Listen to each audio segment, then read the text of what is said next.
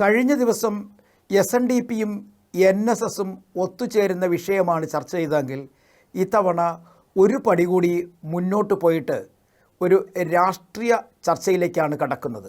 പ്രത്യേകിച്ചും എല്ലാവരും വലിയ പ്രതീക്ഷയോടുകൂടി കണ്ടിരുന്ന ഒരു പ്രസ്ഥാനമായിരുന്നു 2020. എപ്പോഴും അവർക്ക് അവരുടേതായ സിദ്ധാന്തങ്ങളുണ്ടായിരുന്നു, അവർക്ക് അവരുടേതായ മുദ്രാവാക്യങ്ങളുണ്ടായിരുന്നു, അവർക്ക് അവരുടേതായ നിലപാടുകളുണ്ടായിരുന്നു. ഒരിക്കൽ പോലും രാഷ്ട്രീയ പാർട്ടികളുമായി ഐക്യത്തിനെത്താതെ സ്വന്തം നിലപാടുകളിൽ ഉറച്ചു നിന്നുകൊണ്ട് വലിയ തരത്തിലെ പോരാട്ടം നടത്തിയവരാണ് 2020 പാർട്ടിക്കാർ.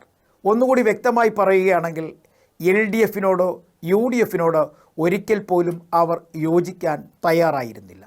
അവരുടെ നിലപാടുകൾ അങ്ങനെ തന്നെയായിരുന്നു. അവരെ വിശ്വസിക്കുന്ന അല്ലെങ്കിൽ 2020യുമായി ചേർന്ന് പോകുന്ന വലിയ ഒരു ജനത തന്നെ ഉണ്ടായിരുന്നു. പഞ്ചായത്തിൽ ഭരണം നേടി അവിടെ അവരുടേതായ വികസനങ്ങൾ കാഴ്ചവെച്ചു. വികസന പ്രവർത്തനങ്ങളുമായി അവർ മുന്നോട്ട് പോകുന്നു. എന്നാൽ പഞ്ചായത്തിലെ വികസന പ്രവർത്തനങ്ങൾക്ക് പലപ്പോഴും ഭരണപക്ഷം എതിർ നിൽക്കുന്നുവെന്നും വല്ലാതെ അവിടുത്തെ വികസന പ്രവർത്തനങ്ങളെ ദ്രോഹിക്കുന്നുവെന്നുമൊക്കെ വലിയ വായിൽ 2020 പലപ്പോഴും വിളിച്ചു പറഞ്ഞിട്ടുണ്ട്. ആ സമയങ്ങളിലൊക്കെ തന്നെ കേരളത്തിലെ ഒട്ടുമിക്ക ആളുകളും അവർക്ക് മാനസികമായുള്ള പിന്തുണ നൽകിയിട്ടുമുണ്ട്. പക്ഷേ അതിൽ നിന്നെല്ലാം വ്യത്യസ്തമായി ഈ പ്രാവശ്യം പറയുന്നത് 2020 മറ്റൊരു രാഷ്ട്രീയ പാർട്ടിയുടെ തണലിലേക്ക് പോകുന്നു. അതായത് BJPയുടെ തണലിലേക്ക്, NDAയുടെ ഘടകകക്ഷിയായി. കൊള്ളാം, രാഷ്ട്രീയ പാർട്ടിയുടെ പിൻതലമുറക്കാരായി NDAയൊക്കൊപ്പം ചേരുന്നത് അവർക്ക് രാഷ്ട്രീയപരമായ നേട്ടം ഉണ്ടാക്കുമെന്നുള്ള പ്രതീക്ഷ അവർക്കുണ്ടെങ്കിൽ അത് നല്ലത് തന്നെയാണ്.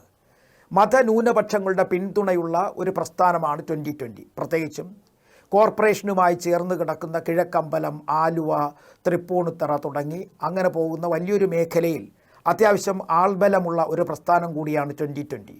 അവർ അന്ന് ഈ സംവിധാനം അല്ലെങ്കിൽ പ്രസ്ഥാനത്തിന് രൂപം നൽകുമ്പോൾ ഒരിക്കൽ പോലും മറ്റൊരു രാഷ്ട്രീയ പാർട്ടിയുടെ കൊടിക്ക് ഒപ്പം നിൽക്കുകയോ അല്ലെങ്കിൽ കൊടിയെ പിന്തുടരുകയോ ചെയ്യുകയില്ല എന്ന് പറഞ്ഞിരുന്നു. അവർക്ക് അവരുടേതായ സിദ്ധാന്തങ്ങളുണ്ടെന്ന് പറഞ്ഞിരുന്നു, അവർക്ക് അവരുടേതായ രീതിയുണ്ടെന്ന് പറഞ്ഞിരുന്നു. പക്ഷേ അവിടെ നിന്നൊക്കെ മാറി ചിന്തിക്കാൻ എന്താണ് ഇടയാക്കിയത്? ആ സാഹചര്യം ഒന്നറിഞ്ഞല്ലേ മതിയാവുള്ളൂ.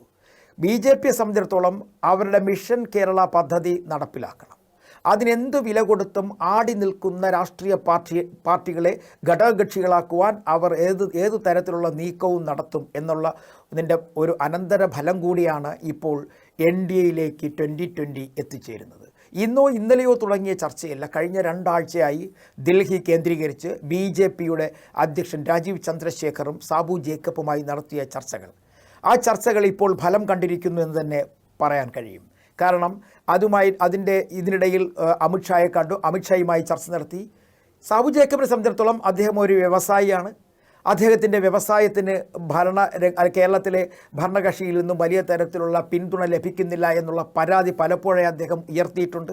അതിൻ്റെ അനന്തര നടപടി എന്ന നിലയ്ക്ക് അദ്ദേഹം പലപ്പോഴും അദ്ദേഹത്തിൻ്റെ വ്യവസായം കേരളത്തിൽ നിന്നും മറിച്ച് മറ്റു സംസ്ഥാനങ്ങളിലേക്ക് കൊണ്ടുപോകാൻ മറ്റു സ്ഥലങ്ങളിലേക്ക് കൊണ്ടുപോകാൻ നീക്കങ്ങൾ നടത്തി. ഇതൊക്കെ തന്നെ രാഷ്ട്രീയ കേരളവും സാധാരണ ജനതയും ഒപ്പം വലിയ തരത്തിൽ അവരെ പിന്തുണയ്ക്കുന്നവരുമൊക്കെ ചർച്ച ചെയ്തതായിരുന്നു. പക്ഷേ പെട്ടെന്ന് എങ്ങനെ ഒരു ബുദ്ധി അല്ലെങ്കിൽ ഒരു ബോധം ഇങ്ങനെ ഉണ്ടായി ഈ NDAയ്ക്കൊപ്പം ചേരാൻ? അതൊരു ചോദ്യം തന്നെയാണ്. കാരണം ഇതൊരു പിടിച്ചുനിൽപ്പിൻ്റെ രാഷ്ട്രീയമാണോ, അതോ മുന്നോട്ട് പോകുന്നതിന് വേണ്ടി അവരെ കൂടുതൽ ശക്തിപ്പെടുത്തുന്നതിന് വേണ്ടി ഒരു രാഷ്ട്രീയ പാർട്ടിയുടെ പിൻബലം വേണമെന്ന് തീരുമാനിച്ചപ്പോൾ NDAയ്ക്കൊപ്പം ചേർന്നതാണോ? ഇതാണൊരു ചോദ്യമായി നിലനിൽക്കുന്നത്. നേരത്തെ അവർ പറഞ്ഞിരുന്നത്, അവരിപ്പോൾ പറയുന്നതും ഒരു കാര്യമുണ്ട്, അവർക്കൊരു രാഷ്ട്രീയ പാർട്ടിയുടെ കൊടിയുടെ നിറം നോക്കിയല്ല പോയത്. പക്ഷേ കഴിഞ്ഞ തദ്ദേശഭരണ തിരഞ്ഞെടുപ്പിൽ അവരെ പരാജയപ്പെടുത്തുന്നതിന് വേണ്ടി LDFും UDFും വെൽഫെയർ പാർട്ടിയും SDP-യും എല്ലാം ഒരുമിച്ച് ചേർന്നുകൊണ്ട് അവരുടേതായ സ്ഥാനാർത്ഥികളെ മത്സരിപ്പിച്ച് അവിടെ കൊടിക്ക് നിറമില്ലാതെയും രാഷ്ട്രീയ പാർട്ടികളുടെ പേര് പറയാതെയും എല്ലാവരും ഒരുമിച്ച് ചേർന്നുകൊണ്ട് ഒരു അവിയൽ മുന്നണി തരത്തിൽ സ്ഥാനാർത്ഥികളെ പ്രഖ്യാപിച്ച് വ്യത്യസ്തമായ ചിഹ്നങ്ങളിൽ മത്സരിച്ചു എന്നാണ് 2020യുടെ അവകാശവാദം. അവരെപ്പോലും പരാജയപ്പെടുത്തി മുന്നോട്ട് പോകാൻ 2020ക്ക് കഴിഞ്ഞിരിക്കുന്നു. ആ നേട്ടമാണ് ഇപ്പോഴും ചില പഞ്ചായത്തുകൾ നിലനിർത്താൻ കഴിഞ്ഞത്.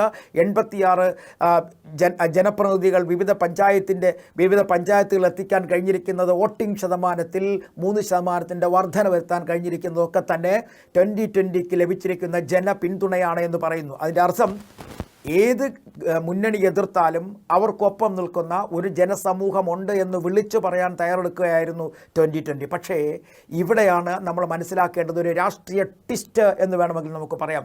നിയമസഭാ തെരഞ്ഞെടുപ്പിന് ഇനി മാസങ്ങൾ മാത്രം ബാക്കി നിൽക്കുന്നു. വലിയ തരത്തിലുള്ള മുന്നണി ചർച്ചകൾ അത് കൊണ്ടുപിടിച്ച് നടക്കുകയാണ് LDFിലും UDFിലും ഒക്കെ തന്നെ. ആ രാഷ്ട്രീയ ചർച്ചകൾ അതിശക്തമായി മുന്നോട്ട് പോകുന്നതിനിടയിലാണ് വളരെ വേഗത്തിൽ എല്ലാവർക്കും അതിശയം തരുന്ന തരത്തിൽ NDA മുന്നണിയിലേക്ക് 2020യുടെ കടന്നുകയറ്റം അല്ലെങ്കിൽ ചേക്കേറൽ എന്ന് പറയാൻ കഴിയും.